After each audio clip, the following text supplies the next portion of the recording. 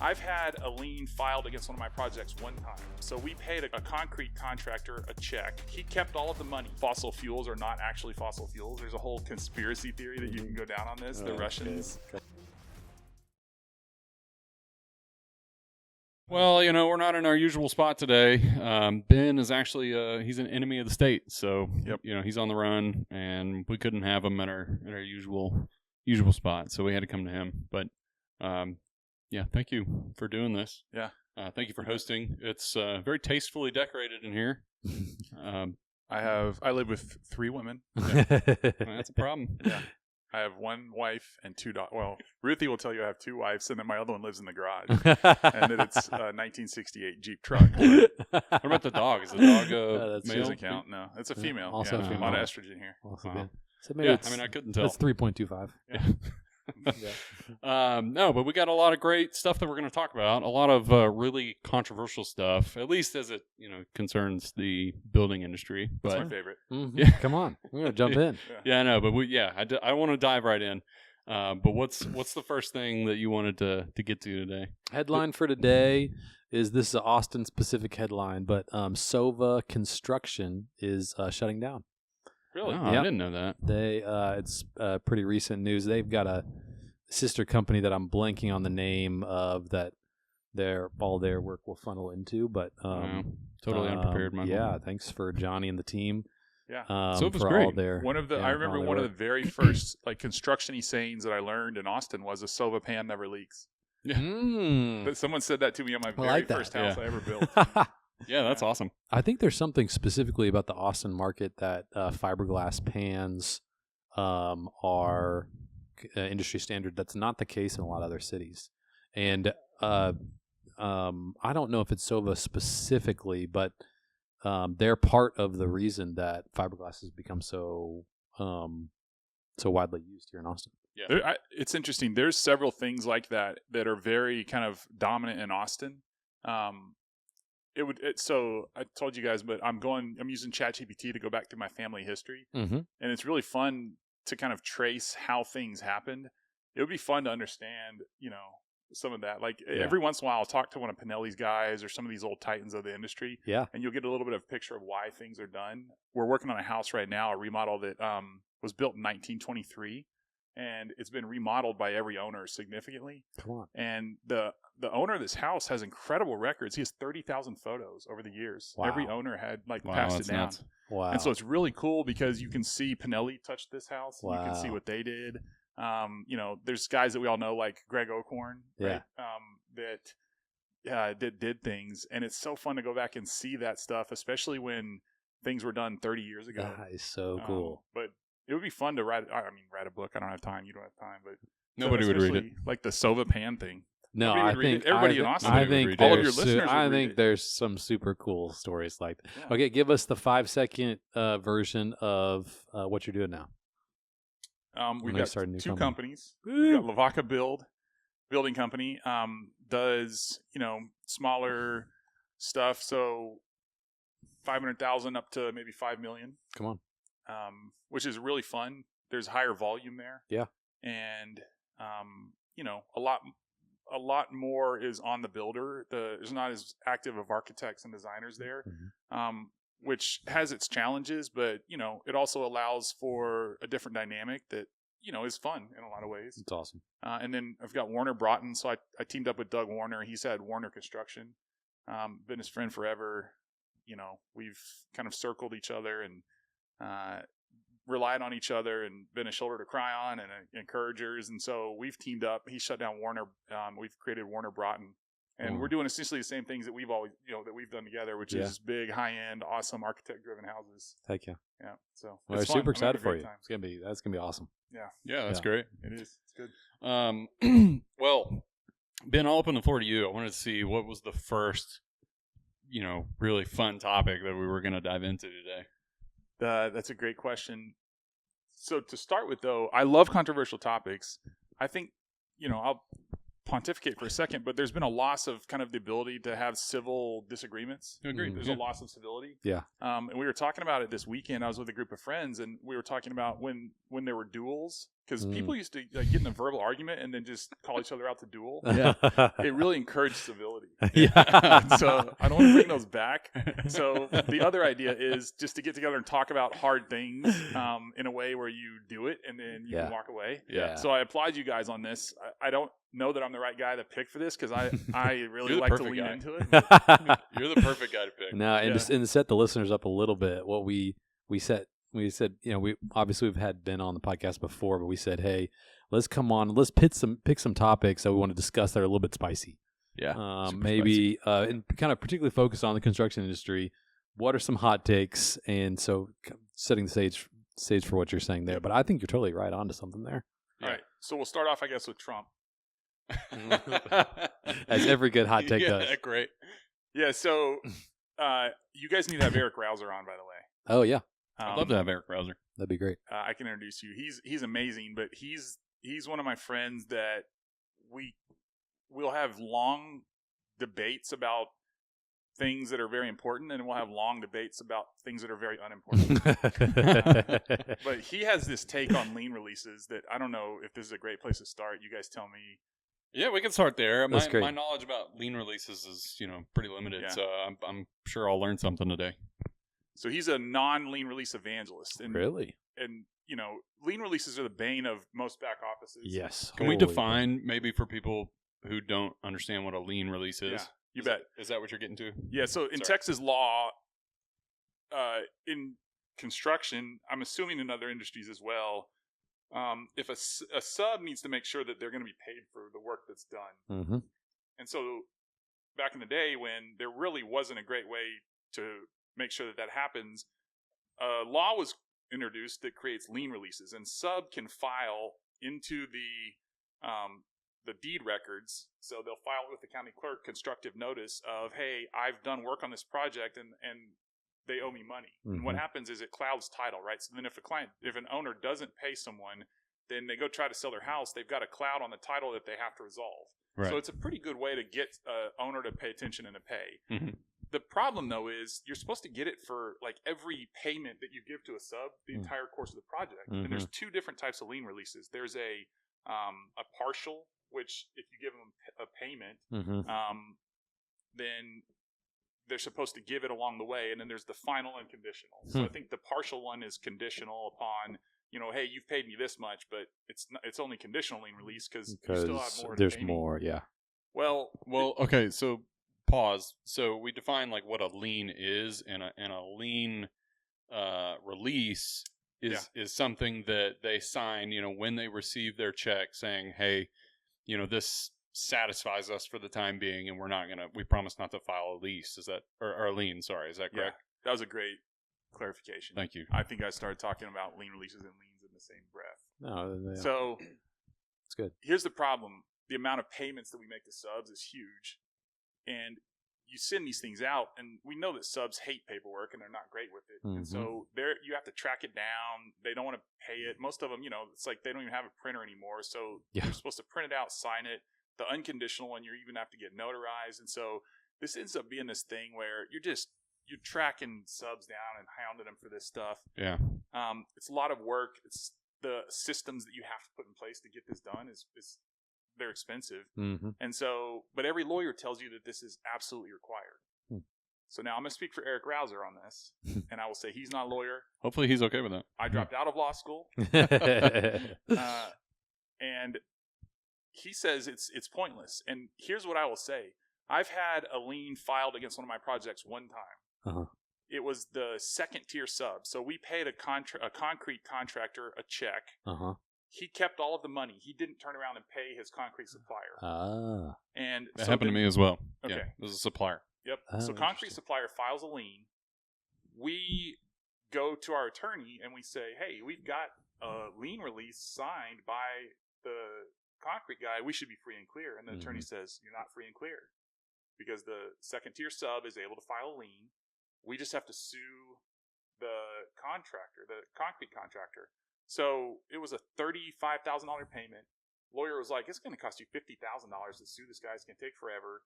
You got to get the lien. You can bond around the lien, but at the end of the day, you should just pay the $35,000 and write it off. Wow. So we had been doing these lien releases, and it ended up not even protecting us. Wow. So one of the things that you realize is this entire process of lien releases, at the end of the day, it's going to come down to enforcement through attorneys, which costs a lot of money. And a lot of attorneys, for the dollars we're talking about, are just going to say, just settle, just pay it. Wow. And so, this is... Well, question, did you not go to the subcontractor and say, hey, you know, what happened here? Because I know in our specific example, it was the same exact thing where we got a lien by a supplier, by one of the concrete guys. What is it with freaking concrete guys and not paying their suppliers?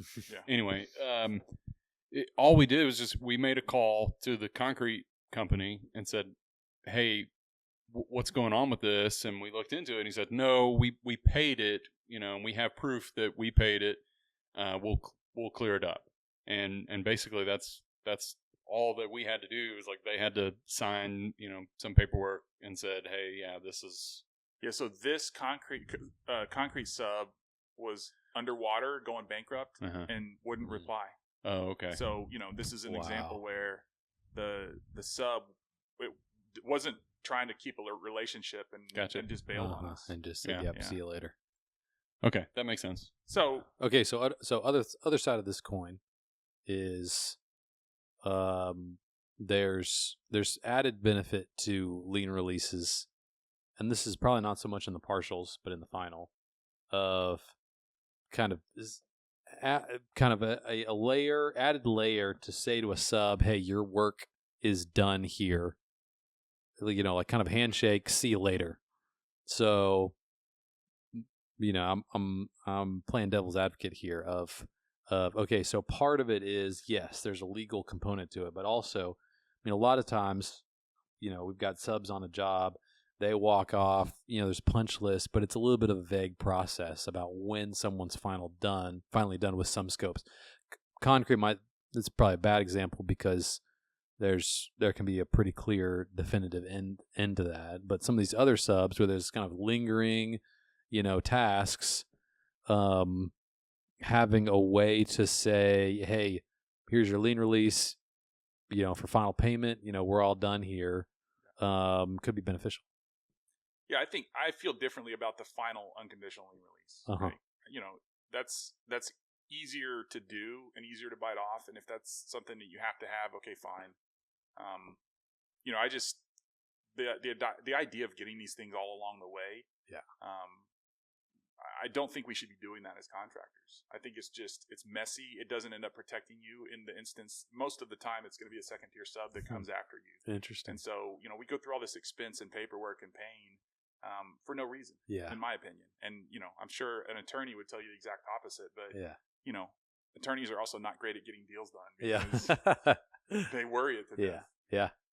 Yeah, I was going to say, like, what if, there's a scenario where it's not a second tier sub, that it is, a sub that you've directly contracted with, and they are trying to come after you for non-payment. I mean, I think there should be some kind of protections there, right? It gets worked out in a court, right? Like, even in instances where a project goes south, it all ends up in litigation, and the judge sorts through it. Right. And so, at that point, I guess you could make a case that the lien release forces the owner to respond to a lawsuit, but I think they do anyway. Yeah, right. They probably would anyways. It seems like a really odd requirement that attorneys are all about, and I've never seen it play out where having the lien releases helped you, or where not having them hurt you. I've never seen it. Interesting. Yeah. Maybe in the commercial world it's different. I don't know. Yeah, commercial might feel more appropriate. Like that might be right. Yeah. But like what you were kind of talking about gets into all other kinds of topics where at the end of a project, like first of all, time and material is playing with fire. Oh yeah. But, it's like the only way to do it because if you ask a sub to hard bid in this market, then what is a $500,000 scope is a $750,000 scope, right? Yep. And so it's all shifting risk, right? By asking them to hard bid, it shifts risk. Yeah. The challenge of the cost plus contract is the client feels like that you don't have aligned incentives because you're incentivized financially to drive the price up to make more fee. Right. But, if you try to do a fixed price contract. Like Richard Martin, you guys should have them on. Have you had them on? No. They're amazing. They're fixed price, and they do high end architecture. Wow. It's a pretty cool process the way they do it. I don't want to speak for them, but they fix the specs, right? So they say we're going to use whatever zip, waterproofing, and sheething, no matter what's specified. Actually, ask them, make sure that. But you should have them in. They have a really cool way of handling it all. I mean, there's a way to do that as long as all the information is available up front. And I think that's the problem with a lot of these high-end builds is that not all of that information is defined at the get-go. Right. And, when they want to push start and get going, if that information is not there, what are you going to do? I mean, you have to kind of bid it as you go. And that's just the nature of the beast, I think. That's fascinating.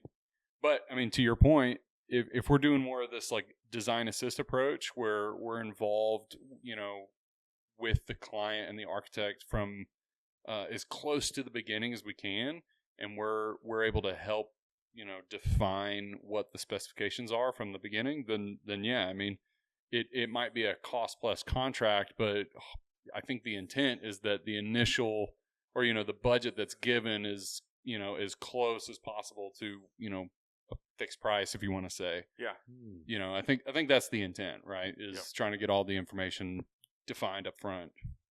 But anyway, no, that was good. I wish I had more knowledge on lien waivers, and I could probably argue with you a little bit more, but I don't. So you'll have to decide to keep that segment in or not, because that's probably not super interesting to your audience who are in the building and not the legal side of things. No, I mean, it's for a high end builder, that's definitely something that's been considered.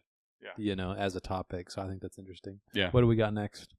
Coming something really juicy. It's like actually controversial. What I think is controversial, and Michael, I want you to speak on behalf of all architects. But I think around 2010 or 2011, we started to see a shift in the language that, like in architecture and realty, right? Is that the right word? Yeah. But you started to see the shift in the language where and I don't know who started this or how it happened, but you started seeing like master bedroom go away, and now it's primary bedroom, right? Yeah. And you started seeing that more and more, and everybody just adopted this language, and I still call it master bedroom because that's just what I've always known it as, right? Yeah. But I want to know like how this shift occurred, like how it happened, and why. And some people will get like really offended if you say master suite or master bath, and they're like, please, it's primary. I'm like, well, it's not actually. It's master. Yeah. But I haven't had a good argument as to like why it changed from master to primary. And so, I'll back that up with this. I did a little bit of research before this, and I think it really started more on the like real estate side than it did in architecture, but it was this idea to be like more inclusive language, right? So stop saying master because that showed like ownership, and start saying primary, which was more I don't know, less offensive for some stupid reason. But again, I don't understand like how does master bedroom or master suite, how is that not inclusive? I mean, you know what I mean? Yeah. Like, to me, I'm not going to speak for all architects, but from my understanding, I'll speak to that. Is the so like if you're using the term master, then there's the connotation that you're using the term servants as well. So like master would imply that there are servants, and right. So in my household, my children they serve. Are they your servants? Do you say, "Come here, servants"? Of course. I bet that goes well. They have goes really well. They have responsibilities. Okay, then I live in Lonnie's terraced household. I'm the master of my domain. Why can't I call it the master bedroom? Right. So the in American context, you've got like slavery is heavily associated with servanthood. Okay. And so master was kind of tied to that. So people said, let's so move black away people from who that. owned homes were not masters of their property? No, they were masters of their property. Yeah. Well, so how is that? It seems inclusive then. that part is probably whoever the master is by nature inclusive. Is a master, right? And I'm not big on the inclusivity piece. Right. I think that's kind of bogus, but I do think the ode to the master servant titles seems not necessary for this day and age. I mean, I don't know. We still have servants. I mean, do we? Sure. I mean, we have. Well, I mean, I know your kids are, but yeah. Well, I personally do. But no, I mean, you call them whatever you want, right? House manager, right? That's a more modern way of saying it. But we work for a lot of clients who have people who manage their estate, right? But you're making a case from servant? Are you making a case from slave? Yeah, I think servant and slave are tied together so closely that, like, if someone, like, I think in this day and age, if you use the term servant, people would have the connotation of slave. I disagree. Yeah, I don't think so. 100%. I don't think people are like willfully employed servants. I don't know. Well, that like just doesn't. Downton Abbey. Wouldn't you call? Have you ever watched Downton Abbey? Yes. I feel like they were servants. Yes. No, they were servants, but not slaves. That's a good question. I don't know the answer to that. Also, I mean, I guess you're Is right. the origin of the term master bedroom, was it from slavery time or from prior to that? No, I think it was prior. I think it was prior. Okay. Well, I don't know. It's slavery, like modern slavery, meaning, here in America. Yeah, that it was definitely pre that. Okay. That time. I mean, but slavery itself was also pre that time, so I don't know which. Slavery's been. I mean, it's still existent. Yeah, right. It's all over. Yeah, like if it's from Europe where there was servants, I think it's a hierarchical term, but so is primary, right? Like if you're going to start policing language and try to remove all hierarchy or value judgments, I'm not big on the idea of changing language because of someone's feelings. Right. Yeah. I don't think that's useful because at some point then primary is going to be a problem. Right. This is come up with a new term. Like secondary bedroom. What do you mean? I'm less than? I can't be less than. We're equal. That's interesting. Yeah, that was juicy. That was good. Thank you. I don't know that it's construction. Of course it is. It's not quite construction. It's construction. Or... It's on drawings. Yeah. I mean, Are there any? Okay. What about like Butler's Pantry? Yeah, what's wrong with Butler's Pantry? I don't think I have a problem with Butler's Pantry. A butler's a servant. So does the owner property have ownership over the butler? Maybe Butler's Pantry is it's on its way out. I don't know. Yeah, well, what would it be called? I'm trying to think of other terms. Quarters. I mean, you said master suite, master bedroom. Yeah. Are there other terms in that? I mean, not really. That's the only one that I've noticed. That's the only one that bugs me, I guess. Because I still call it master, and I've had designers and other architects be like, no. I think there's this. I think it's okay if you call it master if you also refer to other rooms in the house as servant rooms. I do. I don't think you do. Well, maybe not in front of you. I have before though. That's good. Yeah, I was trying to think of other What's curious to me is like who made that decision to change it?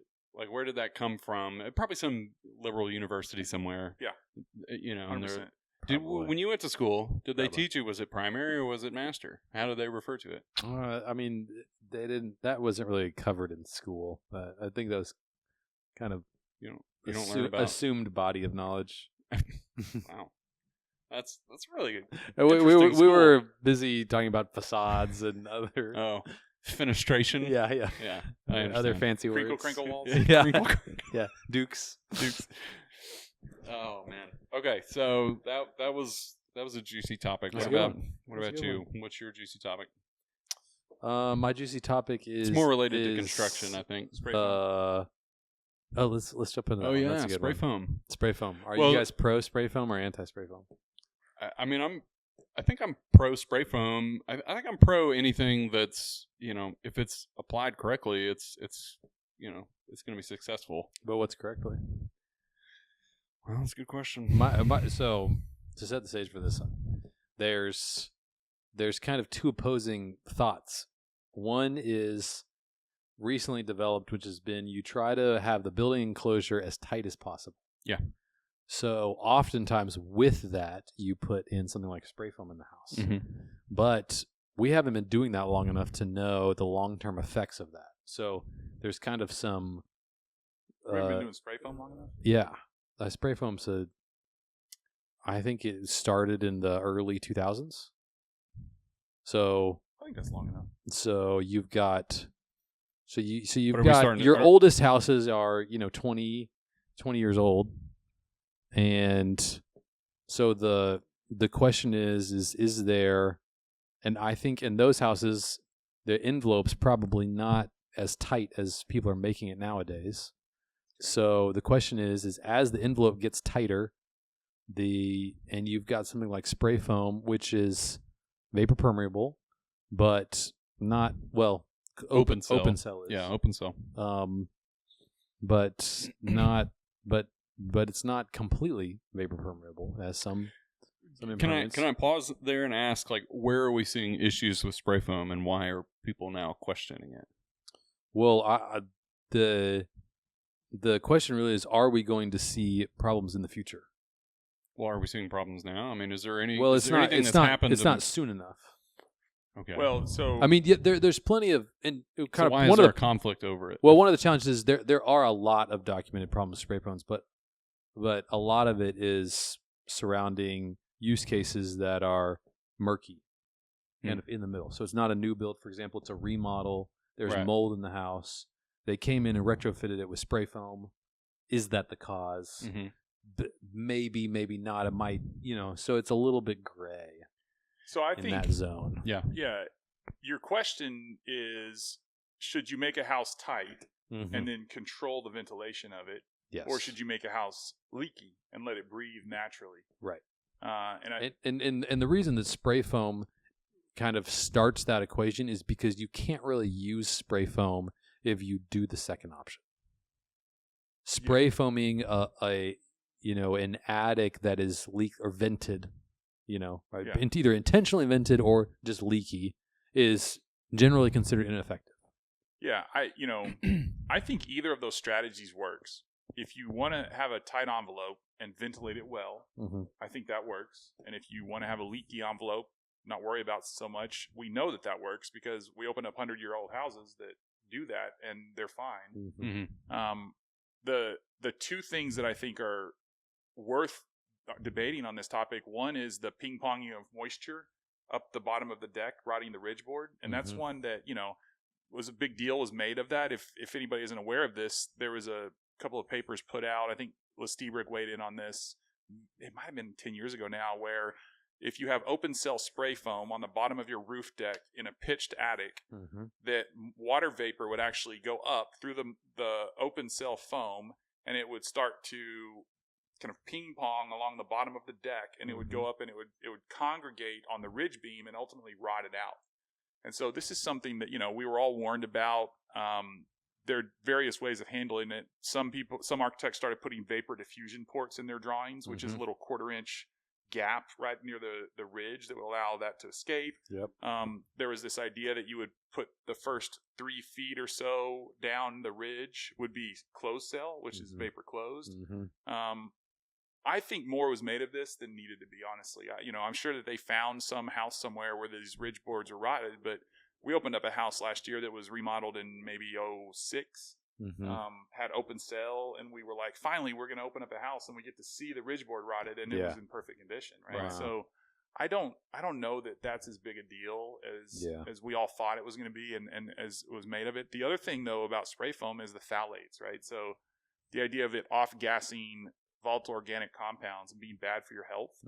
I think there's something to that on a shorter time scale, though, than what people need to worry about, right? Yeah, I think that's a good point, and I was going to mention that too, because I hear this all the time, like builders who say, hey, we build a green home, or we use non VOC products.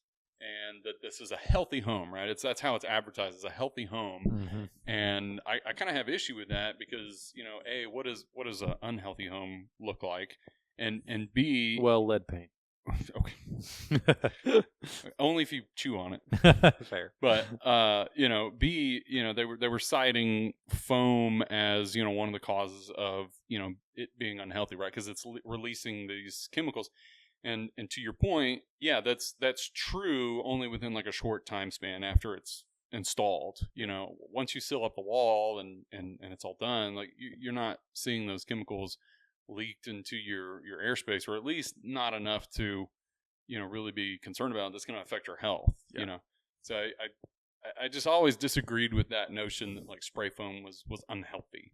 Yeah, I don't see that being true. Yeah, I agree with I that. do know there are people that'll highly debate that, and but I don't. Yeah. I just don't think that by the time anyone moves in and occupies the house, that it's still off-gassing to a problematic degree. that. Yeah, I mean, I don't know if you want to look it up, but I mean, spray foam it's two parts, right? There's an A and a B. There's two chemicals. It's mixed together in a spray gun at the nozzle, and then when those chemicals combine, it produces a foam, and that foam will rapidly expand and release a gas, right? So the two components of the spray foam might be toxic, in isolation, right? When you look at them separately, but once they're combined, they become inert, and so again, as that reaction occurs, yes, you need to have the proper PPE, you need to have a breathing apparatus, you need to have proper ventilation while that's happening. You don't want to be in a confined space, but really after that reaction has happened, it's totally safe. And I don't know what you AI says 24 to 72 hours. right, very short. Yeah. So, and I think even most people will tell you, hey, wait a week maybe, like, or something longer. And that's just out of a abundance of caution. But typically, yeah, I mean, 24, 48 hours, you're totally fine to go in there. I mean, heck, I think we've all actually stood in the house while they're spray foaming, and it's just, it doesn't. You're saying we're fine? Yeah, we're totally fine. Some of us are. Some of us. But yeah, okay. So back to this, vapor closed versus vapor open. I agree with your take that. So if you were going to build your house, what would you do? Well, I would say it depends. I would say if it's new construction, if I were to start from scratch, if you were to start from scratch, I would do airtight, vapor closed, and vapor mechanically introduce fresh air. However, if this is a remodel, you're trusting on mechanical systems there. Yeah. Yes. If this was a remodel, I would vapor open. Yeah. Only because, there's a lot of unknowns and you don't know exactly how every wall was constructed. I mean, unless you're tearing everything apart. But I would typically say vapor open on a remodel. What about you? Well, I was just sitting here trying to decide if I wanted to admit that I don't like Mitsubishi VRF. I know Vic's on here, so I don't know that I want this to go out, but I like gas furnaces. I do too. Yeah. The VRFs, I know they were super sophisticated and all that, but they're not as, if I come home and it's hot in my house and I want it to get cold or vice versa, I want it to do it pretty dang quick. Yeah. And so, I don't love the VRFs. And that's a very unpopular opinion these days. But then, it's also, I do think dehumidifiers are amazing because if you have a house that's 72 degrees at 80% relative humidity versus a house that's 72 degrees at 50% relative humidity, the 72 at 50 is going to feel way better. Yeah. And, you also have times where your house is at the temperature you want, but it's too humid. Right. Yeah. So I'm a huge fan of dehumidifiers. I like gas furnaces.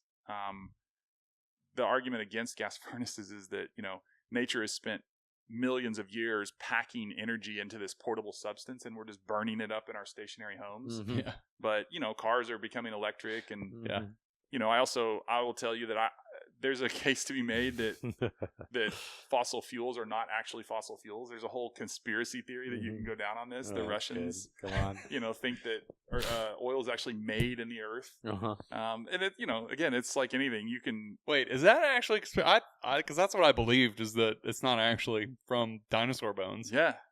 There's a whole world that you can go down that fossil fuels are not actually fossil fuels. I thought oil was renewable. Well, if you really want to get conspiracy theory on this, they say that John Rockefeller introduced the term fossil fuels to try to make it seem like a finite resource to make it more valuable. Now, that's probably on the flat earther side of conspiracy theories. Awesome. I've never heard that. That's awesome. Yeah. Have you ever read about the guy that invented the diesel engine and how he disappeared? No. I did know he disappeared, but I don't know the whole reason behind it or the conspiracy behind it. No. I mean, I know what you're doing tonight now. Reading about that, that's gonna be awesome. Yeah. I mean, I guess the same thing happened to the guy who invented the engine that runs on water. Yeah, I think I've heard this. He got disappeared. Yeah. But if I'm going to do it, I'm going to make my envelope tight. I'm going to control the air, largely because we're in Austin and we have allergies, right? And I like to be in control of everything. So I'm going to do it. I'm going to build it tight. I'm going to control the air the way I want to. Yeah, I agree. Interesting. What about you? You old loosey goosey over there? I think I would be. I think I would be less controlled.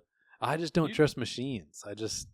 The moment one of my machines break, I'm gonna have to be worrying about it all the time. And when we were over at your house, you had a sliding door that was open, and it really bothered me the whole time. Yeah, I would never leave one of my demonstrations open. Routinely leave doors open in my house. Now, I will say to your point about dehumidifiers, I do think they're amazing. Yeah, and especially in a place like Austin, that's important. Well, they don't work when your door's open. But they could work. You just really have to be pumping it. But that would be my. So I wanted to quickly go back to we were talking about spray foam on like roof deck, and I think what would solve that problem is really just shifting the the insulation to the exterior outsulation. Yeah.